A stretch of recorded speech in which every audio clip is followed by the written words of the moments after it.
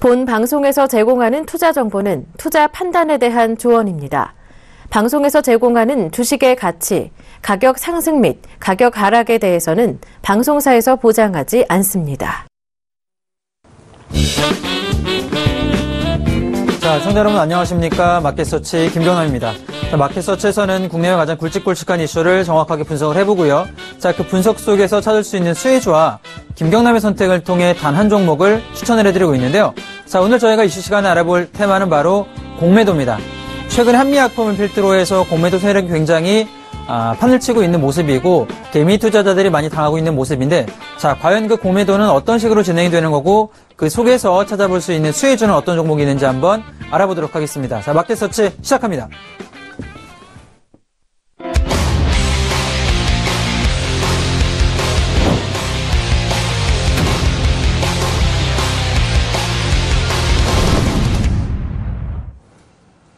자, 전일 글로벌 시장이 좀 어떻게 진행이 되고 있나 글로벌 먼저 조금 알아볼 텐데요. 자, 전일 미국 시장 특징 중에 하나가 뭐냐면 상승이 나와줬다라는 모습 보여주는데, 우선 금리 인상 기대에 힘입으면서 은행주가 좀 강하게 올라가면서 전체적인 지수를 이끌었다라고 보여집니다. 자, 다우가 0.6% 올라갔고요. 나스닥, S&P 전부 다 0.5% 정도의 완만한 상승이 만들어졌는데, 전체적 모습을 보면 우선 유럽 같은 경우는 은행주가 상승을 하면서 미증시 같은 경우도 조금 올라가는 모습을 좀 보여줬고요.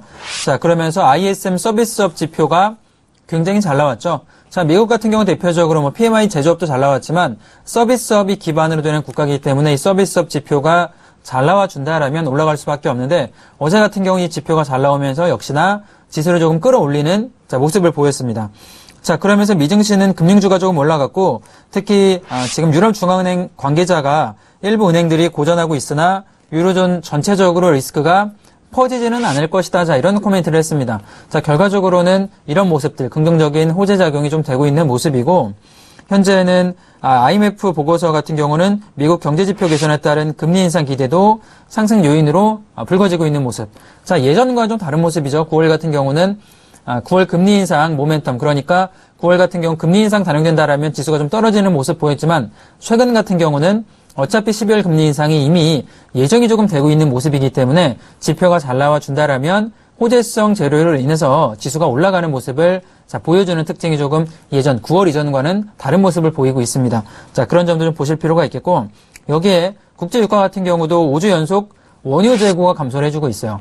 자, 이 점 같은 경우는 조금 주목해 볼 필요가 있는데, 그전까지만 하더라도 재고가 어땠죠?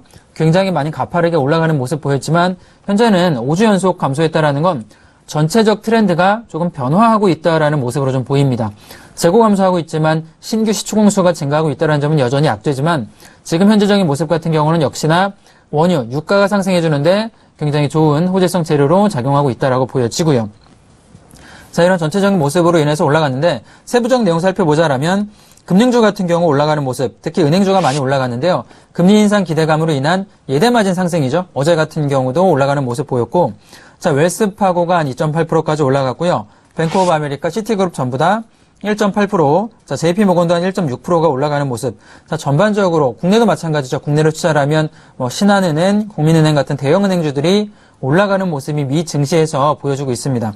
자, 그러면서 국제유가 같은 경우도 $50에 근접하는 모습 보이면서 에너지주 같은 경우, 특히 정유주 같은 경우 상승이 많이 나와줬는데, 엑스모빌 0.8%가 올라갔고요. 쉐브론 0.9%. 자, 그리고 코노코필립스 같은 경우는 2.4%가량 올라가는 모습을 보여주고 있는데, 역시나 최근에 유가 상승이 시가총액에서 좀 큰 비중을 차지하는 정유주 업종군들이 올라간다는 흐름, 다우라던가 혹은 S&P가 올라가는데 긍정적인 모습을 차지하고 있다라고 보여집니다. 자, 그러면서 지금 트위터 같은 경우도 5.7%가 올라가는 모습인데, 어제 야후 CEO가 구글과 애플이 잠재적인 인수 후보자다라는 이야기를 좀 했습니다. 대표적으로 미증시 같은 경우는 구글과 애플이 가장 많은 현금을 좀 보유하고 있는 기업이죠. 트위터 같은 경우는 이제 좀 정체되고 있는 모습 보여주는데, M&A 모멘텀을 통해서 올라갈 수 있는 5%까지 올라가는 모습을 좀 보여주는 모습이 나와줬고, 넷플릭스 같은 경우도 3.8%가 올라가는 모습 보여주는 거죠. 현재 디즈니가 인수할 가능성이 높아졌다라고 해서 어제에 이어서 오늘 같은 경우도 지금 디즈니 같은 경우도 상승 나와주는 모습, 넷플릭스랑 트위터가 올라가고 있는데, 자, 우리나라 같은 경우는, 국내 같은 경우는 카카오로 조금 볼 필요가 있다라고 생각이 들어요. 성장이 정체되고 있는 모습이고 매출도 정체가 되고 있는데, 아마 국내 카카오 같은 경우도 M&A를 통해서 돌파구를 찾아보지 않을까 생각이 됩니다. 자, 미증시의 흐름이 아마 국내 같은 경우도 옮길 수 있기 때문에 그런 M&A 흐름 보실 필요가 있다라고 생각이 들고, 반도체 같은 경우는 브로드컴이 올라가는 모습 보였습니다. 2.6%가량. 투자 의견이 상향 조정이 되는 거죠. 3분기 아마 실적이 잘 나올 것이다라는 기대감으로 인해서 올라가는 모습 보였는데, 자, 인텔이 한 1.2%, 퀄컴이 한 0.4%, AMAT 같은 경우도 1%가량 올라가는 모습을 보였습니다. 자, 전반적으로 반도체 관련 업종군들이 올라가는 모습 보이고, 어제 SK하이닉스가 어땠죠? 최근에 저점 대비 어마어마한 상승 보이면서 시가총액 3위까지 올라가는 모습을 보입니다. 현대차를 제치고 시가총액 3위까지 올라가는 모습 보이는데, 자, 이런 반도체 흐름이 10월달까지 과연 진행이 될 수 있을까? 지금 SK하이닉스 같은 경우는 최근에 많이 올라갔지만 아마 3분기 실적 발표를 하고 나서는 기술적인 조정이 조금 만들어지지 않을까 생각이 됩니다. 워낙에 조정 없이 올라갔기 때문에 신규 진입할 분들은 조금 주의를 요할 만큼 많이 올라왔다. 어느 정도는 조금 관망을 할 필요가 있다고 생각이 들고요. 자, 그러면서 마이크론 같은 경우는 차익 실현 매물 때문에 한 0.5% 하락을 했는데, 전반적 미증시 같은 경우는 긍정적 흐름이 좀 보여지고 있습니다. 자, 좀 지표를 볼 필요가 있다라고 생각이 드는데요. 어제 미국의 9월 민간 고용 보고서 같은 경우는 굉장히 잘 나와줬죠. 비농업 부분 고용이 전월 대비 15만 4천 명이 증가했다라고 발표가 됐습니다.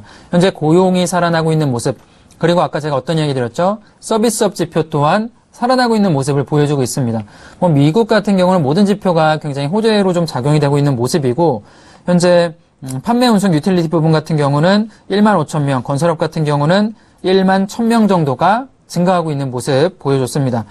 지금 8월 공장 주문은 전월 대비 0.2%가 증가하고 있는데, 기본적으로 보면 인플레이션, 그리고 지금 국내 소비 같은 경우, 미국 소비자 같은 경우 전부 살아나는 모습 보이고 있어서 아마 12월 금리 인상 확률은 점점 더 올라가는 모습, 거의 65%에서 70%까지 올라가는 모습 보여주고 있다는 특징도 역시나 주목해 볼 필요가 있다라고 생각이 됩니다. 자, 유럽으로 한번 넘어가 볼게요. 미증시는 상승이 나와줬는데 유럽 같은 경우는 살짝 하락이 나왔습니다. 자, 독일, 영국, 프랑스가 보합세죠. 마이너스 한 0.3% 정도의 보합세가 나와줬는데, 우선 어제 저희가 이슈 시간에 알아봤던 도이치방크가 2.7%가량 상승이 나와줬는데, 그 이유를 찾아보면 미국 법무부와 10월 안에 벌금을 40억에서 50억 달러 수준으로 합의할 것이다라는 소식 때문에 올라갔습니다. 자, 제가 어제 어떤 이야기 드렸냐면, 벌금 부과 기준이 100억 달러, 그러니까 10조 원 이상 된다라면 기업이 무너질 수가 있지만, 자, 50억에서 40억 달러 정도 미만이다라면은 어느 정도는 시장이 호재로 좀 작용될 가능성이 있다라고 설명드렸는데, 역시나 생각보다는 벌금이 조정이 되고 있는 모습 보이면서 유럽의 금융주가 좀 올라가는 패턴을 좀 보여줬습니다. 자, 그러면서 BBVA라던가 지금 UBI 방카 같은 경우, 바클레이즈 같은 경우 전부 다 2%에서 한 5%까지 전반적으로 올라가는 자 모습을 보여줬고요. 그리고 부동산주 같은 경우는 조금 하락하는 모습 보여줬는데, 역시나 어제 유럽중앙은행이 테이퍼링 우려로 유럽 증시 하락을 조금 내려가는 모습이 좀 보여줬습니다. 결과적으로는 내년에 끝나는 채권 매입 프로그램을 어느 정도는 중단할 수 있다라는 이야기 나와주고 있는데, 채권 매입 프로그램 중단하면 유동성이 증가할까요? 감소하겠죠? 유동성 감소한다라면 증시에는 바로 타격이 들어갈 수가 있는데, 역시나 저는 테이퍼링 우려는 아직까지 조금 기후에 지나지 않나 생각이 듭니다. 지금 자리 같은 경우는 유럽 증시 같은 경우 지표가 살아나는 모습이 없기 때문에 여기서 유동성을 막는다라면, 특히 브렉시트가 불거지고 있는 모습에서 유동성을 중단하기엔 조금 어렵다라고 생각이 들어요. 이런 모습 보자라면 미국 같은 경우는 금리 인상 진행이 되겠지만 유럽은 아마도 유동성이 추가적으로 공급될 가능성이 높다라고 보여집니다. 자, 그런 점도 보시면 좋을 것 같고, 자, 마지막으로 원유 재고까지 좀 볼 필요가 있는데, 어제 미국 에너정보청이 원유 재고가 298만 배럴 감소했다라고 발표가 됐죠. 아까 말씀드린 대로 5주 연속 감소가 나와주고 있는데, 전체적 틀이 그전까지만 하더라도 원유 재고가 굉장히 많이 증가를 했어요. 근데 한 5주 정도 지금은 계속 감소하고 있는 모습은 사실 1, 2주 정도라면 작은 변동이다라고 하지만 5주 연속 감소했다라는 건 전체적인 흐름이 어느 정도는 변화하고 있다라고 보는 것도 가능하다라고 생각이 됩니다. 자, 그러면서 50달러에 근접하고 있는 모습인데, 우선 유가 차트 제가 보면서 한번 국내 증시 넘어가 보도록 할게요. 자, 미국, 유가 차트 보도록 하겠습니다. 자, 제가 어떤 이야기 드렸냐면, 자, 하방으로는, 하단에서 지금 이 쇠경 패턴 붕괴 이후에 50달러까지 바로 올라갈 수 있다라고 좀 설명을 드렸는데, 자, 지금 자리 같은 경우 어떤가요? 거의 5일 연속 올라가면서 지금 배럴당 50불까지 근접을 했습니다. 그죠? 어제 전고점 부근인 50달러까지 근접을 했기 때문에, 자, 지금 자리는 심리적인 저항 라인이 만들어지고 있는 자리입니다. $50 돌파 여부가 굉장히 중요하고요.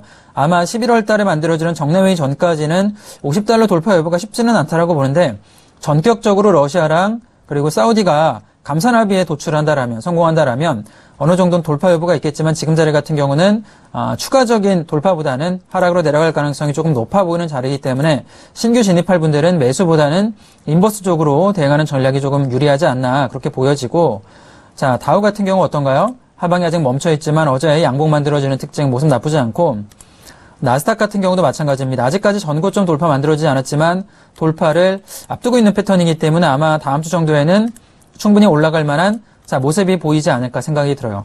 자, 유가 패턴을 보자라면 지금 자리는 국내 같은 경우 어느 정도 조정해 보이면 위험자산군으로 파일을 조금 늘릴 필요가 있다. 지분을 좀 늘릴 필요가 있다라고 생각이 듭니다. 대표적인 위험자산군이 국내 증시이기 때문에 국내 증시 같은 경우도 항상 말씀드리지만 조정을 받아주는 자리는 어느 정도는 주식을 매수해서 가져갈 필요가 있는 자리다라고 판단이 되는데, 자, 국내 증시 넘어가서 전반적 흐름 좀 살펴보도록 하겠습니다. 자, 국내 증시 움직임 보면, 자, 지금 자리는 미증시가 전일 상승했기 때문에 오늘 국내 증시 6포인트가량 올라가는 모습이고요. 한 0.3%가량 상승 나와주는데, 전반적으로 어제랑 거의 패턴은 똑같아요. 고점으로는 한 2070포인트, 그리고 저점으로는 한 2040포인트, 이 박스권에 조금 위아래 멈춰있는 모습인데, 수급을 한번 보겠습니다. 과연 어떤 주체 세력이 매수가 좀 들어가고 있나 살펴보면, 자, 오늘 외국인이 300억가량 매수가 들어가지고 있고요. 개인 500억인데, 가장 중요한 건 역시나, 외국인과 기관의 패턴이 되겠죠? 현재 지금 기관이 800억가량 하는데, 금융투자가 1,400억 매도가 나와준다라는 건, 펀드 환매 물량이 어느 정도는 나와주고 있다라고 보여집니다. 나쁜 패턴은 아니고요. 외국인의 매수는, 자, 긍정적인 모습이다라고 보여지고요. 자, 지금 장 초반에 외국인 선물 포지션이 조금 하락하고 있는데, 그래프 보자라면 이렇게 외국인 하락이 좀 내려가고 있는 거죠. 자, 어제 같은 경우도 오전에 2,000억 이상의 매도 나왔지만 12시 넘어서 바로 상승을 하면서 만회하는 모습 보였습니다. 오늘 같은 경우도 우선 12시까지는 지켜볼 필요가 있지 않나 그렇게 생각이 들고, 자, 차트로 한번 넘어가 볼게요. 현재 분봉 상태로 조금 볼 필요가 있는데, 일봉 상태로는 2040과 70포인트에 멈춰 있고, 자, 분봉 모습 보면 오늘 상방으로는 갭을 조금 띄어서 올라간 이후에는 조금씩 내려가는 모습, 역시나 선물 매도 포지션이 조금 나와주면서 지수를 당기고 있는 모습인데, 오늘 종목 같은 경우 전반적으로 개별 종목군이 좋아서 올라가는 게 아니라 삼성전자가 갭 상승을 했기 때문에 지수가 올라갔다라고 보여집니다. 지금 개별 종목, 특히 시청자분들의 종목군들은 많이 올라가지는 않는 모습이 보일 수 있지만 삼성전자가 올라가면서 지수를 끌어올렸다라고 판단이 되고요. 자, 코스닥으로 넘어가 보도록 할까요? 코스닥 같은 경우는 아직까지 크게 하락하는 거 없이 보합세 멈춰있는 모습이죠. 이 자리에서는 이렇게 갇혀있는 모습인데, 역시나 아까 수급 상태 보면은 외국인이 한 39억 정도 매수해 주면서 지수를 받쳐주고 있다, 이렇게 모습이 보여집니다. 자, 큰 특징이 지금 보이지가 않는 모습인데, 현재는 이런 조금 5일선을 붙으면서 움직이다가 다시 한번 상방으로 반등이 한 700에서 710포인트까지는 열려있는 자리가 되지 않을까 이렇게 보여지고요. 자, 분봉으로 보자라면 장 초반에 이렇게 올라가서 코스피와 다르게 코스닥 같은 경우는 좀 올라가는 모습이 보여지죠. 점점 이렇게 10시까지 올라가는 패턴이 만들어지고 있는데, 전반적 지수 흐름 같은 경우 어제도 말씀드렸지만 나쁘지 않습니다. 글로벌 악재가 도이치방크 이야기 나와주고 있는데, 결과적으로는 벌금 합의가 진행될 가능성은 굉장히 높고요. 그렇다면 유럽은행이 무너지지 않는다라면 국내 같은 경우도 지속적으로 위험자산군으로 돈이 들어올 가능성은 높다라고 봅니다. 특히 해외 쪽에 있는, 그러니까 펀드 관련 ETF 물량군들이 국내로 들어올 가능성은 점점 높아지기 때문에 아마 주도주가 어느 정도는 발굴된다라면 오늘 삼성전자 특징주를 볼 필요가 있는데요. 삼성전자를 보도록 할게요. 자, 제가 주도주에게 왜 하냐면 전고점 돌파 여부가 좀 가능하다라고 지난번도 말씀드렸는데 드디어 오늘 돌파가 만들어졌고, 아마 ETF 자금들이 들어와 준다라면 국내로 들어올 가능성, 특히 삼성전자가 가장 호재가 될 가능성이 높다라고 봐요.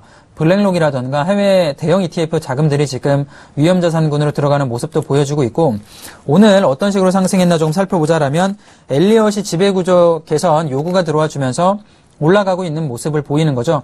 현재는 물적 분할이 조금 된다라는 이야기 나와주고 있는데, 역시나 제가 좀 삼성전자를 좀 지켜볼 필요가 있는 게 지분을 좀 볼 필요가 있어요. 현재 이재용 부회장이 지분 구조가 삼성전자에 많지가 않습니다. 자, 그렇다면 엘리엇이 지배구조 개편을 요구를 하고 있는 거죠. 어느 정도는 지주회사를 만들어서 삼성전자의 수익을 조금, 주가 모습을 극대화시킬 필요가 있다라고 요구하고 있는 건데, 역시나 기존 주주들한테는 호재로 작용할 가능성이 높고요. 자, 기업 내용 보면 국민연금공단이 지분을 삼성전자를 76%를 가지고 있습니다. 그렇죠? 그리고 이건희 회장이 지금 지분을 3.9%, 3.4%가량 가지고 있는데 삼성물산이 역시나 4%가량 가지고 있는 거고요. 자, 그러면 SDS를 볼 필요가 있어요. SDS를 조금 보면은 역시나 지분을 보면 누가 많이 가지고 있나요? 삼성전자가 47%를 가지고 있고 나머지 물량은 2.9%를 이재용 부회장이 가지고 있는 모습을 가져갑니다. 자, 이재용 부회장이 삼성전자의 지분을 늘려서 상속 승계가 만들어지려면 주가 모습 보면은 최근에 좀 올라가고 있는 모습인데 자, 이게 어떤 모습을 좀 볼 수가 있냐면 삼성전자와 삼성 SDS의 합병이 진행될 가능성이 굉장히 높다라고 보는 거죠. 이재용 부회장이 삼성전자 지분이 낮기 때문에 합병을 통해 삼성전자 물량을, 지분을 어느 정도 확보한 이후에 물적 분할이 진행될 가능성이 높다라고 봅니다. 자, 어느 정도는 가상의 시나리오인데 이 시나리오가 지금은 이 주가 차트 패턴을 보자면 맞아 들어가고 있는 모습을 보여주고 있고 삼성카드라든가 삼성물산 또한 오늘 급등이 나와주고 있는데 가장 주목해 볼 필요 있는 건 삼성 SDS와 삼성전자의 합병 그리고 아까 제가 지분을 설명드렸는데요. 이 이재용 부회장이 얼마나 삼성전자 지분을 추후에 가져가게 될 것인가 가장 중요한 재무구조 관련 합병 이슈가 될 수 있기 때문에 자, 삼성 SDS와 삼성물산 그리고 삼성전자와의 주가 차트를 좀 연동해서 마켓 서치를 통해서 보실 필요가 있다라고 생각이 들고 추가적으로는 지금 삼성전자가 악재가 조금 나와줍니다. 전일 같은 경우는 자, 미국에서 비행기에서 지금 삼성전자 노트 7이죠. 배터리를 교체했음에도 불구하고 폭발했다라는 기사가 조금 나와주고 있는데 자, 과연 미국 쪽과 유럽 쪽에서 어떤 식으로 좀 대응이 들어갈지도 주목해 볼 필요가 있다라고 생각이 들어요. 뭐 그런 악재가 나왔음에도 불구하고 지배 구조 개선으로 인해서 올라가고 있기 때문에 뭐 전반적으로는 고점 돌파 나와서 추가적인 상승은 저는 만들어질 수 있다라고 봅니다. 뭐 제가 그전에도 말씀드렸지만 삼성전자는 저는 180만 원 정도까지는 열려있는 패턴이기 때문에 하방에서 진입하신 분들은 조금 더 가져가는 전략도 유효하다. 그리고 지배구조 개선으로 인해서 상승 모멘텀이 삼성 쪽, 삼성카드라든가 물산도 들어갈 수가 있기 때문에 그런 점도 자, 보실 필요가 있다 생각이 들고요. 자, 다음 특징주 보도록 하겠습니다. 벅스를 보도록 할게요. 자, 벅스 오늘 지금 올라가고 있는데 지금 6%가량 올라가고 있는 모습. 결과적으로는 어떤 종목이냐? 지금 음원 관련해서 종목인데 이 종목 같은 경우도 유료 회원이 최근에 증가하고 있다는 모멘텀으로 바닥권에서 좀 들어 올리는 자, 모습을 보여주고 있는데 차트를 보면서 설명을 좀 드려보도록 할게요. 자, 최근에 어제 같은 경우에 13%까지 들어 올렸고요. 오늘 지금 6%에서 10%까지 올라가는 모습 보이는데 흐름 나쁘지 않습니다. 지금 저점에서 반등 들어가는 모습이기 때문에 충분히 어떤가요? 이 하방에서는 매수가 이렇게 받쳐주고 있는 모습이죠. 붕괴하기보다는 저점 부근에 매수 받쳐주는 모습이라서 박스권 상단까지 갈 가능성 굉장히 높아졌다라고 봅니다. 저는 최소한 자 15,000원 부근까지는 한 번 정도는 반등이 들어갈 만한 자리다라고 생각이 들고 거래량 동반해서 시장의 수급 그러니까 시장의 모멘텀이 들어가는 모습이기 때문에 기존 보유자들분들 만원대라든가 1,500원 밑에서 진입하신 분들은 상방으로 15,000원까지는 뭐 들고 가는 전략도 충분히 가능하다 생각이 듭니다. 자, 오늘 전반적인 글로벌 증시 흐름 한번 살펴봤고요. 어땠죠? 미국 증시 같은 경우는 지속적으로 올라가는 모습이고 지표도 잘 나와주고 있는 흐름이 보여집니다. 자, 그런 모습이 오늘 코스피라든가 코스닥도 진행이 되고 있는 모습이고요. 삼성전자가 역시나 치고 간다라면 지수 같은 경우는 올라갈 가능성이 굉장히 높다라고 봐요. 자, 엘리엇의 지금 이야기가 아마 단기적으로 끝나지 않을 겁니다. 예전에 삼성물산 합병 관련해서는 엘리엇이 결과적으로 졌죠. 투표로 졌는데 과연 이번에 어떤 식으로 지배구조 개선이 조금 진행이 될 것인가 그리고 삼성전자와 삼성 SDS 간의 합병이 어느 정도 좀 진행이 될 것인가도 조금 주요한 투자 포인트가 되지 않을까. 사실 디테일하게 좀 진행되는 여부는 제가 마켓 서치를 통해 추후에 좀 더 이야기를 해드리도록 하겠습니다. 자, 그리고 오늘 이슈 시간에 알아볼 이야기는 바로 공매도 관련 이야기 진행드릴 텐데요. 자, 어떤 식으로 진행될지 한번 알아보도록 하겠습니다.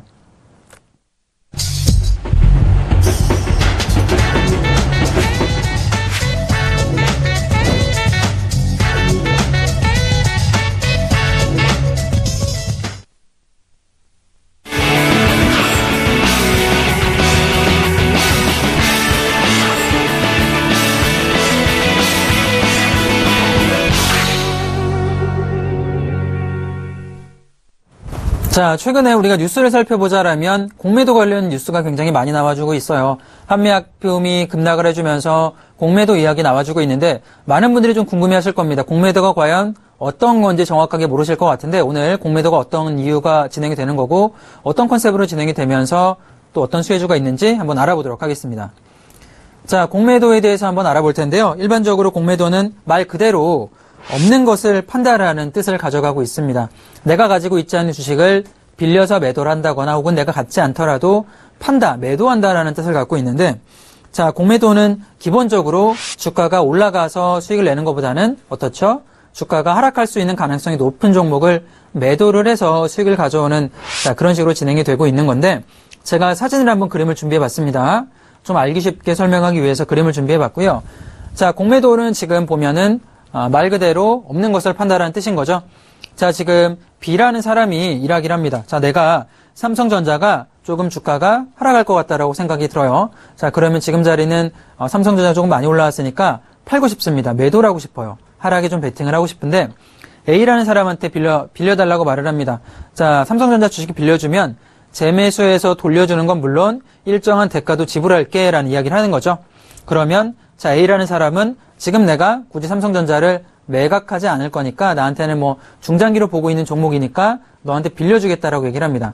그러면 B라는 사람은 어떻죠? 삼성전자를 A한테 빌려와서 매도를 하고요. 그렇죠? 그리고 추후에는 다시 매수해서 갚겠죠? 그리고 나서 어느 정도의 소정의 수수료를 같이 붙여가지고 돌려주는 걸 공매도다라고 말할 수가 있는 건데요.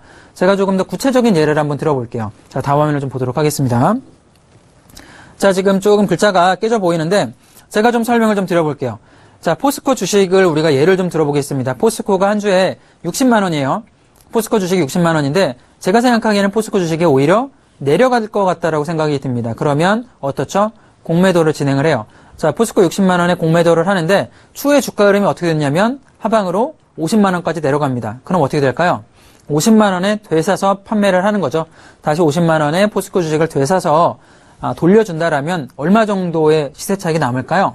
10만 원 정도의 수익을 가져올 수가 있는 거겠죠. 자, 반대로 또 얘기가 될 수가 있습니다. 내가 60만 원의 포스코를 조금 매도를 했어요. 주식을 빌려와서 60만 원의 포스코 주식을 매각을 했는데 오히려 주가가 내려가는 게 아니라 올라가요. 실적이 잘 나와서. 그러면 그 포스코 주식이 70만 원까지 올라가면 오히려 10만 원가량을 손해를 볼 수가 있습니다. 자, 기본적으로 공매도의 기본을 이렇게 좀 잡으시면 될 것 같아요. 주식이 내려간다라면 내가 수익을 가져오는 거고 주식이 오히려 올라간다라면 내가 그만큼 손해를 보는 게 바로 공매도다라고 간단하게 생각을 하시면 될 것 같은데 우선 공매도를 이용을 한다라면 여러 가지 호재성 재료가 나오면 분명히 손실을 볼 수 있겠지만 투기성이 굉장히 짙다라는 특징이 있습니다. 그리고 주가를 떨어뜨리는 방향으로 진행되기 때문에 시장 조작을 벌일 가능성도 굉장히 높아지는 게 되는 거죠. 자, 국가별로는 엄격하게 제한을 두는 경우도 진행이 되기도 해요. 모든 국가가 허용하는 게 아니라 특히 예를 들어서 글로벌 위기, 특히 2009년에 서브프라임 모기지론으로 사태로 인해서 주가가 많이 내려갔을 때는 미국 같은 경우도 공매도를 금지하기도 했습니다. 자, 그만큼 국가별로는 좀 엄격하게 제한을 둬서 진행한다는 특징이 있는데 우선 좁은 의미에서는 공매도 같은 경우는 무차입 공매도가 진행되기도 해요. 근데 국내 같은 경우는 이렇게 무차입 공매도, 그러니까 내가 주식을 갖고 있지 않는데 매도하는 건 법적으로 금지가 되어 있습니다. 어느 정도는 주식을 가진 상태에서 매도가 돼야 되는데 이래서 공매도를 국내 같은 경우는 대주거래라든가 대차거래다라고 말을 하기도 해요. 자, 이게 어떤 차이가 있나 살펴보자라면 대주거래나 대차거래는 말 그대로 어떤 거죠? 주식을 빌려와서 매각한다라는 뜻을 갖고 있는 거죠. 주식을 빌려주는 행위를 뜻한다라고 볼 수가 있는 건데요. 우선 공매도와 조금 혼용되기도 하지만 조금 디테일하게 들어가자라면 다른 의미로 들어가기도 합니다. 근데 크게 큰 카테고리 보자라면 같은 공매도 영역에 들어간다라고도 볼 수가 있는데요. 우선 대주거래를 한번 이야기해보자라면 대주거래 같은 경우는 기본적으로 증권사를 통해서 주식을 빌릴 때 대주거래를 한다라고 이야기를 합니다. 대차거래 같은 경우는 주식 차입자와 대여자가 장외에서 별도로 이렇게 딜을 진행을 해요. 기본적으로 기관이나 외국인 투자자가 대주주를 상대로 대차거래를 진행을 하고 있는 거죠. 장외에서 자, 대주주한테 우리한테 10만 주만 빌려주세요. 어느 정도 수수료를 줄 테니까 10만 주를 빌려달라. 이런 식으로 진행이 되는 거고 대주거래 같은 경우 기본적으로 어떨까요?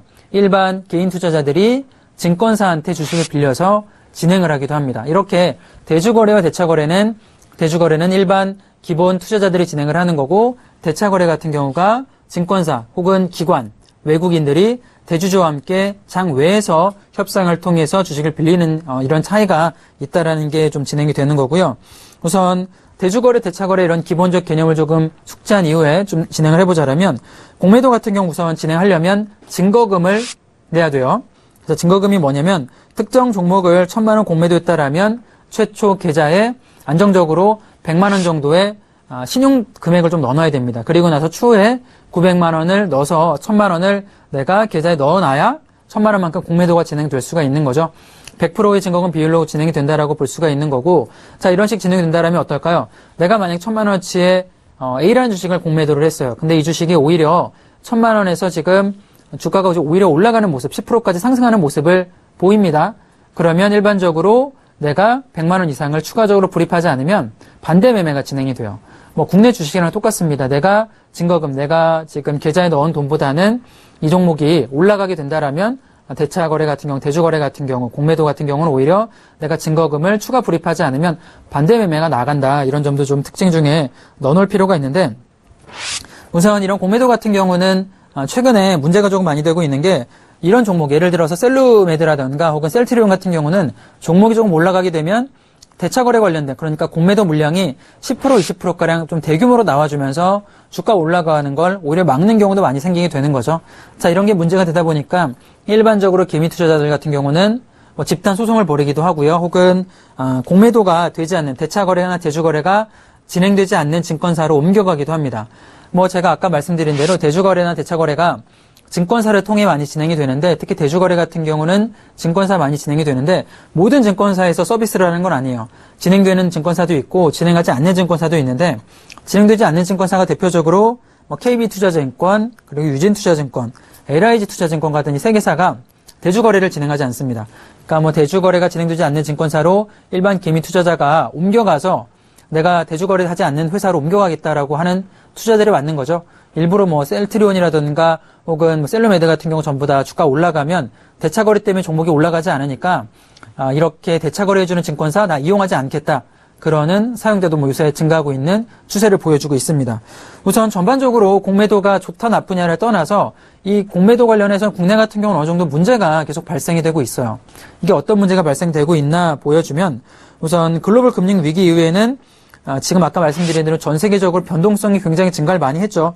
그리고 이 공매도를 통해서 악의적으로 주가를 떨어뜨리는 세력들이 점점 나타나게 됩니다. 얼마 전에 한미약품도 마찬가지고요. 미리 정보를 선점을 해서 주가를 공매도를 해서 밀어 누르는 거죠. 주가를 악성으로 해서 누르게 되는 건데, 2008년 같은 경우는 페니메이 등 한 19개 금융주에 대한 무차입 공매도를 금지했고요. 같은 해 9월에는 799개 모든 금융주에 대해 모든 방식의 금융의 그 공매도를 한 달 동안 금지하게 됐다라는 특징이 보여줬습니다.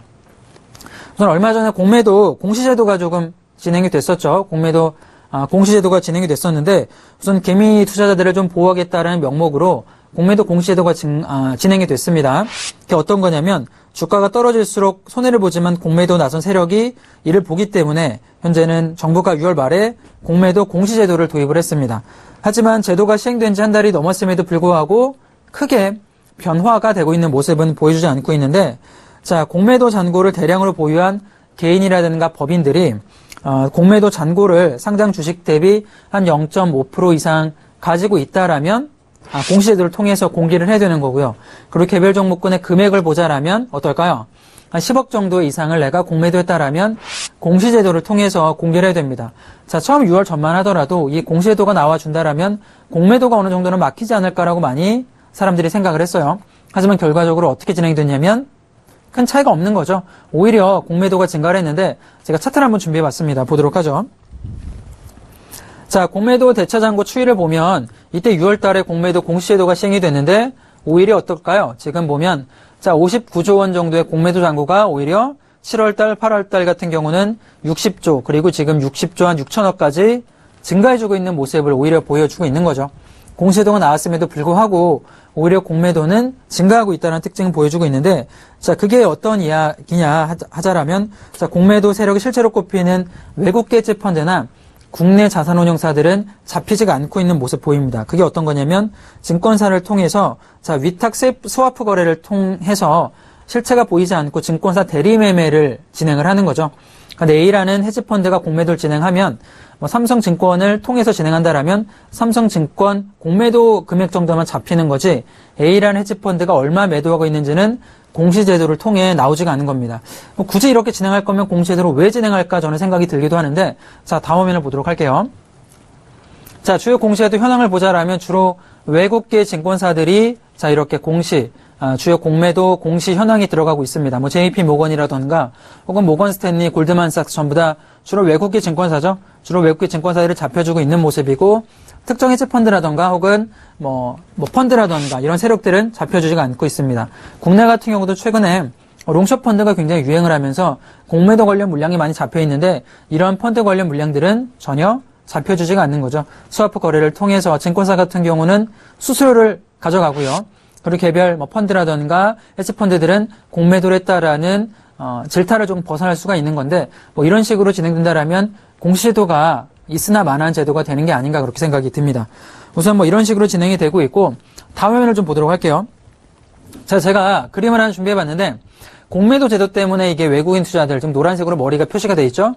웃고 있는 모습이고 개미 투자자들은 자 울고 있는 모습을 보여주고 있는데 얼마 전에 진행된 한미약품 제가 조금 예를 들면서 왜 이런 식으로 진행이 되고 있는가, 공매도 제도가 어느 정도로 개인 투자자들한테는 약한 제도인가 제가 좀 설명을 해드리도록 하겠습니다. 자, 한미약품의 늦장 공시 관련해서 제가 이야기 좀 드릴 텐데 다음 화면 좀 보도록 하죠. 한미약품이 얼마 전에 공시가 진행이 됐죠? 또 보도록 하겠습니다. 자, 9월 29일 날 미국의 제넥텐과 1조 원 규모의 항암제 기술 수출 관련 공시가 진행이 됐어요. 자, 29일 날 오후에 장 마감 이후에 1억 원 규모의 기술 수출 공시가 진행이 됐는데 1조 원 정도 규모라면 한미약품 기본적으로 매출이 1조 원입니다. 매출에 육박할 만큼 호재성 재료 공시가 진행이 됐는데 자, 그 이후에 흐름을 좀 보자라면 7시 6분에 독일 베링거사로부터 8,500억 규모의 기술 수출 계약 해지 통보를 받았습니다. 자, 이런 악재가 지금 7시에 독일사로부터 정보를 받았는데요. 자, 4시에 이런 호재성 재료, 1조 원 정도의 호재성 재료랑 악재 재료가 거의 동시에 받았다라고 보여집니다. 자, 그런데 문제는 이 공시를 7시에 받았는데 다음날 장 전에 공시하는 게 맞지 않나라고 생각이 드는데 장 전에 공시를 했나요? 공시를 하지 않았죠. 장 전에 공시를 하지 않고 9시 29분에 이 기술 수출 해약 관련해서 공시를 진행을 했습니다. 자, 그래서 그 9시 반 전까지만 하더라도 전날 호재성 재료로 인해서 5%가량 급등을 했고요. 그리고 나서는 어떻게 됐을까요? 추후에 주가 급락하는 모습을 보였죠. 자, 차트를 좀 보도록 하겠습니다. 다음 화면 보도록 하죠. 자, 종목 보자라면 이날입니다. 이날 이렇게 주가가 장 초반에 올라갔다가 급락을 했고요. 자, 거래대금 보자라면 1조 원가량의 매도 물량, 거래대금이 나와주면서 자, 굉장히 큰 하락을 했고 다음 화면 보도록 하겠습니다. 자, 제가 이날 하락한 날을 분봉으로 조금 준비를 해봤어요. 자, 분봉을 좀 보도록 하면 이날입니다. 자, 장 초반에 5%가량 이렇게 상승이 나와줬는데 사실 기본적으로 이런 호재성 재료가 나온다라면 한미약품은 그전에는 거의 10%가량 급등을 했죠. 근데 이날은 조금 이상한 게 5%가량밖에 증가를 하지가 않았습니다. 5%가량밖에 증가하지 않았는데 결과적으로는 이 5% 증가한 이후에 자, 9시 30분에 공시가 나온 이후에는 어떻게 됐죠? 거의 하방으로는 18% 정도의 하락이 나와줬습니다. 굉장히 좀 급락이 나와줬는데 그 전까지 사이를 보자라면 자, 이 공시 나오기 전까지 공매도 물량이 얼마나 쌓였냐면 약 5만 주가량의 공매도 물량이 들어왔어요. 공시가 나오기 전에 5만 주가량 물량이 들어왔고 사실 5만 주가량의 공매도다라면 굉장히 많은 양이 들어와 준 건데 1조 원의 기술 수출이 됐는데 공매도 5만 주가 말이 될까요? 저는 말이 되지 않는다라고 봅니다. 분명히 그 기술 수출 계약 해지가 들어왔을 때 분명히 정보가 공매도 세력들한테 들어간 게 아닌가, 그 전에 들어간 게 아닌가 그렇게 보여지고 현재 공시 전에 공매도 거래대금이 한 320억 정도에 달한다고 해요. 그리고 당일날 10만 주가량의 공매도가 들어왔는데 공시 전에 5만 주가 들어왔고요. 그 추후에 5만 주가량의 공매도 물량이 들어와서 이렇게 급격하게 하락을 했고 일반적인 한 달치 공매도 물량이 다 들어왔다고 봅니다. 하루 만에. 거의 평일 20배 수준의 공매도 물량이 들어왔다고 보여지는 건데요. 자, 이런 점 보자라면 저는 결과적으로 이런 결론 낼 수 있을 것 같아요. 미리 정보가 새나갔고 공시 전에 공매도 물량이 들어왔고요. 그리고 나서 악재가 터져주니까 공매도 세력들이 매집한 물량 가지고 밀어내린 거죠, 주가를. 악의적으로 조금 밀어내린 게 아닌가 생각이 듭니다. 사실 개인 투자자 같은 경우는 대응할 만한 방법이 거의 전혀 없었다라고 생각이 드는 건데, 자, 이런 이야기 보자라면 공매도 허용 같은 경우는 정보력 면에서 앞설 수밖에 없는 외국인한테는 총을 조금 쥐어준 꼴이 되는 거고요. 개인 투자자들한테는 나무 토막이라던가 칼바퀴 쥐어줄 수밖에 없는 거죠. 정보력 차이에서 워낙에 큰 갭이 나오기 때문에 국내 같은 경우는 사실 공매도가 굳이 진행할 필요가 있나 이렇게 생각이 들기도 합니다. 주로 당하는 건 개인들이고요. 수익 가져오는 건 외국인들이 되는 거죠. 자, 이런 한미약품을 통해서 볼 수 있는 공매도의 이런 의도적인 세력의 모습을 보고 있는 거고, 다음 화면 좀 보도록 할게요. 자, 한미약품 악재 공시에 급락한 주가 모습인데, 결과적으로 어떤가요? 지금 공매도 물량이 폭증을 했죠. 29일 날 거의 평상시보다 10만 주가량이 증가를 해준 모습. 그리고 제가 아까 이야기 드린 대로, 악재 공시 나오기 전에 5만 주가 이미 공매도가 들어왔다라는 거. 정보가 새나가지 않고서는 진행이 될 수 없던 이야기죠. 공매도가 굉장히 외국인들한테 악의적으로 진행이 되고 있고, 분명히 거래대금 1조 원가량 나와줬기 때문에 그날 1,000억에서 2,000억가량은 개인들이 고점에서 물리게 됐을 겁니다. 그리고 외국인 투자들한테 혹은 공매도 진행한 세력들은 지금 막대한 차익 수익을 거두게 됐겠죠. 자, 결과적으로는 공매도 같은 경우는 좋게 사용한다라면 양날의 검이 될 수가 있겠죠. 주가 내려간다라면 수혜를 받을 수 있겠지만, 나쁜 면으로 보자라면 기존에 공매도했던 주식을 주가 올라가면 사들이게 됩니다. 자, 그런 걸 숏 커버링이다라고 표현을 하는데요.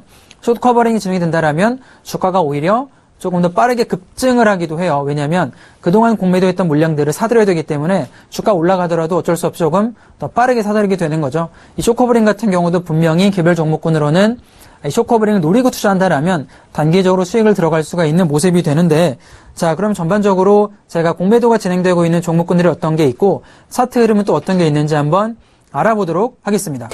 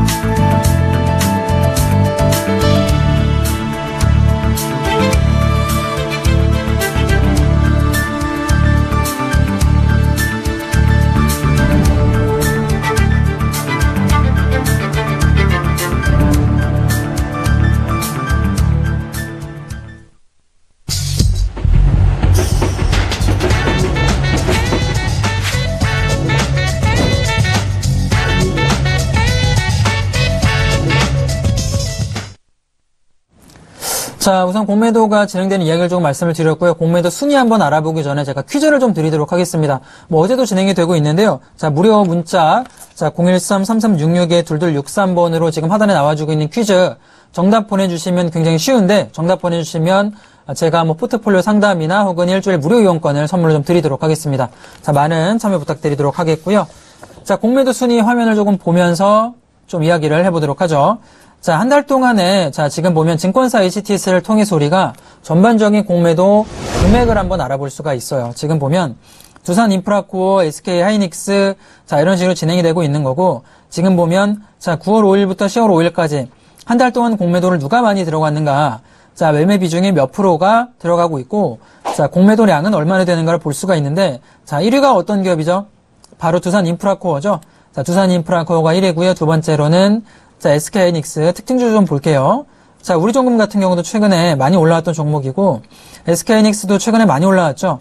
자, 이렇게 많이 올라왔는데 공매도가 많으면 어떻게 될까요? 분명히 기관들이라던가 혹은 공매도 진행한 세력들 같은 경우는 손해를 볼 수밖에 없습니다. 자, 최근에 SK하이닉스 한 달 동안 흐름 보자라면, 자, 매매 비중이 7%가 들어가고 있고, 공매도량이 500만 주가 넘어가는데, 차트를 보면, 한 달 동안 차트를 보면, 어떤죠? 지금 9월달 한 달 내내 이렇게 올라가는 패턴을 보여주죠. 자, 저점 37,000원에서 42,000원까지 올라와주고 있는데 30% 최소한 20% 이상의 급등이 나와줬습니다. 분명히 공매도 세력들은 손실을 볼 수밖에 없는 구간에 들어가게 되는 거죠. 자, 그렇다면 공매도 세력들이 그냥 손을 놓고 손실을 보기보다는 이 종목을 추가적으로 매수해서 반대 매매가 나가게 되는 거죠. 추가적으로 매수할 수밖에 없는데 공매도 물량을 다시 한번 돌려주게 되는 거죠. 매수해서. 그렇게 된다라면 역시나 아까 제가 이야기 드린 쇼커버링이 들어와서 주가가 오히려 올라갈 수 있는 상승 모멘텀이 되기도 합니다. 특히 이렇게 올라왔던 종목, 최근 단기적으로 올라온 종목군들은 이런 식으로 진행도 가능하다 볼 수가 있겠고, 자, 두산인프라코어도 보도록 할까요? 자, 두산인프라코어 보면 한 달 동안 가장 많은 공매도, 자, 물량이 많이 나와줬는데, 자, 9월달 동안 이렇게 횡보하는 구간에 어떤가요? 공매도 물량이 들어와 주는 거죠. 최근에 밥캣 IPO가 좀 진행이 돼서 모멘텀도 들어와 주고 있는데, 결과적으로는 고점 부근 만약에 9,000원 이상 종목군이 추후에 올라가게 된다면 어떻게 될까요? 자, 여기서 이제 내려가게 된다라면 공매도들은 수익을 가져올 수밖에 없고, 만약에 9,000원 이상까지 주가가 올라가게 된다라면 공매도 세력들이 손실을 볼 수밖에 없는데, 그렇다면 그들이 그냥 손 놓고 당하는 게 아니라 어서 빨리 주식을 매수해서 돌려주게 됩니다. 그러면 매수할 때 제가 아까 얘기 드린 대로 쇼커버링 물량이 들어와서 오히려 주가가 빠르게 올라가게 되는 경우도 만들어집니다. 혹은 여기서 주가 내려가게 된다라면 공매도 세력들이 오히려 누르기 때문에 주가가 조금 더 빠르게 내려갈 수도 있겠죠. 이런 식으로 공매도 물량이 많이 들어간 종목군들은 급등락이 조금 더 빠르게 반응이 되기 때문에 그런 점 같은 경우도 역시나 내가 진입한 종목군에 얼마나 많은 공매도 물량이 들어가 있나 HTS를 통해서 참고하실 필요가 있다라고 생각이 들어요. 최근에 뭐 셀루메이드 같은 경우도 급등락을 반복하고 있는 모습인데 셀루메이드를 한번 볼까요? 차트 보면은 한 달 동안 어떻죠? 저점 1,800원에서 2,000원까지 올라가고 있는 모습인데 주가가 이 종목도 워낙 급등락을 반복을 하고 있기 때문에 아마 공매도 물량을 때문에 추가적으로 상승하기 조금 어려운 자리가 되지 않을까 생각이 듭니다. 이미 급등을 한 이후에는 추가적으로 한번 상승이 나왔는데 아마 이 종목은 이렇게 반등이 들어가기보다는 내려갈 가능성이 더 많다라고 생각이 들어요.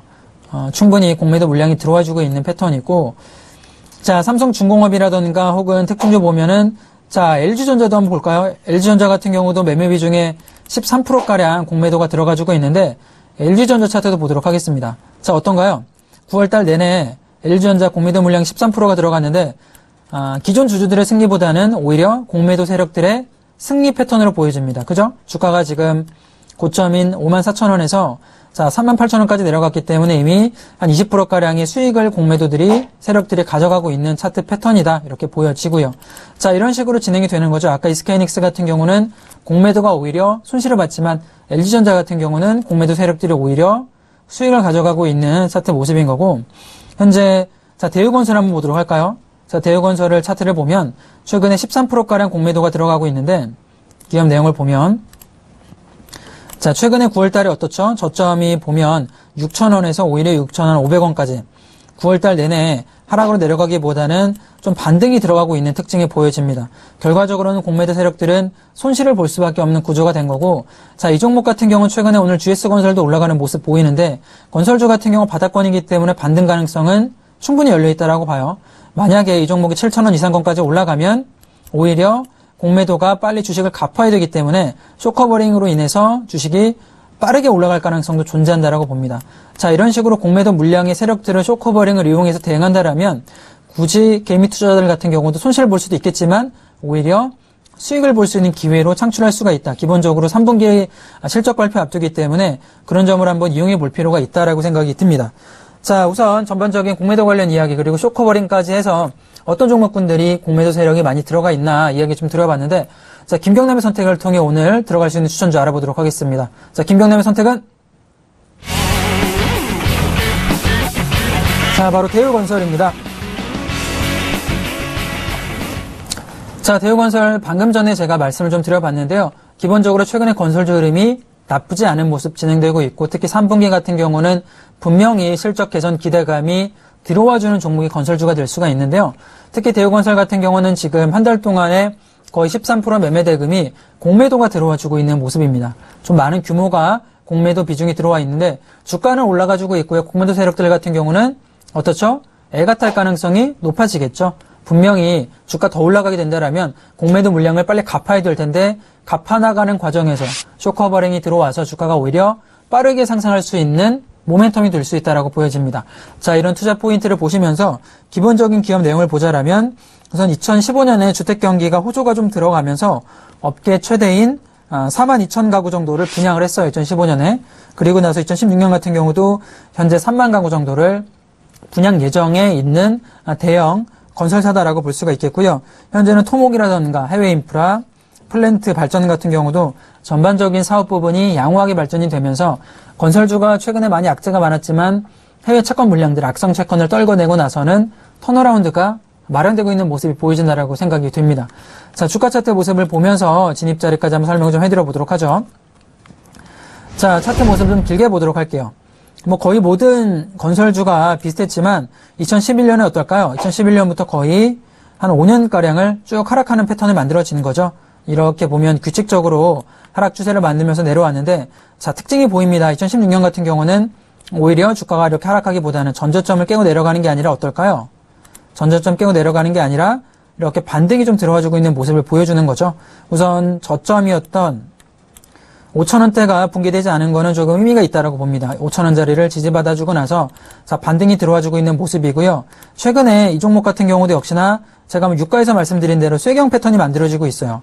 위아래 조금 매집형 패턴, 힘이 모이고 있는 패턴에서 이제는 자, 차트 분출이 만들어지고 있는 모습인데, 기본적으로 차트 패턴이 이렇게 진행된다라면 충분히 전고점까지는 한번 올라갈 수 있는 자리가 만들어지고 있다라고 생각이 듭니다. 그리고 공매도 물량이 거래대금의 15% 이상이 이때 이렇게 들어왔기 때문에 종목군이 7,000원 이상 올라간다라면 분명히 공매도 물량을 갚아나갈 수밖에 없습니다. 쇼커버링 물량 들어와서 반등까지 한번 우리가 노려볼 만하다 생각이 들고, 자, 매수가를 추천을 좀 드려볼게요. 자, 오늘 지금 조정 좀 받고 있는데 5일선 맞고 있는 자리지만 지금 자리보다는 조정이 한번 들어올 수 있다라고 보고 조정 들어와주면 자, 6,380원 매수가 좀 잡아보도록 하겠습니다. 자, 6,380원이라면은 이 부분이 될 것 같은데 조금 더 오늘 눌려준다라면 진입 가능해 보이고요. 자, 6,380원 매수가 의견 드리고 목표가는 1차적으로는 7,500원을 잡아보도록 할게요. 7,500원이면 전고점 이 정도 부분이 되겠죠. 자, 10월 달에 만들었던 고점 부분이기 때문에 우선 이 자리죠. 7,000원 부분이 매수가 돌파가 된다라면 역시나 쇼커버링이 들어올 가능성이 높기 때문에 7,500원까지는 보시는 전략 유효하다라고 생각이 들고, 손절 포인트로는 5,300원을 잡아보도록 하겠습니다. 5,300원이면 하방에 이 자리인데요. 7월 달에 만들었던 브렉시트가 나왔을 때 만들었던 저점 부분을 깨지 않는다라면 저는 역시나 충분히 3분기 실적 발표를 등에 업고 나서 올라가는 자리가 될 수 있지 않을까 그렇게 생각이 듭니다.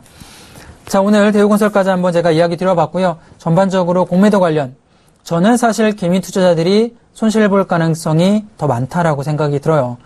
굳이 정부 차원에서도 이 공매도 제도를 개선을 하던가 아니면 공매도를 조금 더 규모를 줄일 필요가 있지 않나 그렇게 생각이 듭니다. 그러면서 공매도 우리가 쇼커버링을 이용해서 대응할 만한 포인트는 자, 대우건설 같은 경우도 한번 주목해 볼 필요가 있다라고 생각이 들고요. 아까 제가 퀴즈도 한번 내드렸는데 굉장히 쉬운 퀴즈가 진행되고 있죠. 자, 굉장히 쉬운 퀴즈인데 퀴즈 보시면서 연락 주시면 제가 추첨을 통해서 포트폴리오 상담과 일주일 무료 이용권 드리니까 많은 참여 부탁드리도록 하겠습니다. 자, 그리고 이번 주 토요일 날 여의도에서 제가 강연회를 진행을 합니다. 10월 정도가 지금 지수가 지금 변동폭이 좀 확대가 되고 있는 모습인데 어떤 종목군들의 과연 주도주로 올라갈 수가 있을지 한번 강연을 통해서 말씀드리는 시간을 갖도록 하겠습니다. 자, 내일 같은 경우는 3분기 실적 발표가 앞두고 있는 모습이고요. 삼성전자 실적 가이던스가 발표가 되는데 3분기 관련된 이야기를 내일 이슈 시간에 좀 진행해 보도록 할 테니까 많은 기대 부탁드리도록 하겠습니다. 자, 오늘 제가 준비한 시간 여기까지고요. 시청해주신 여러분 감사합니다.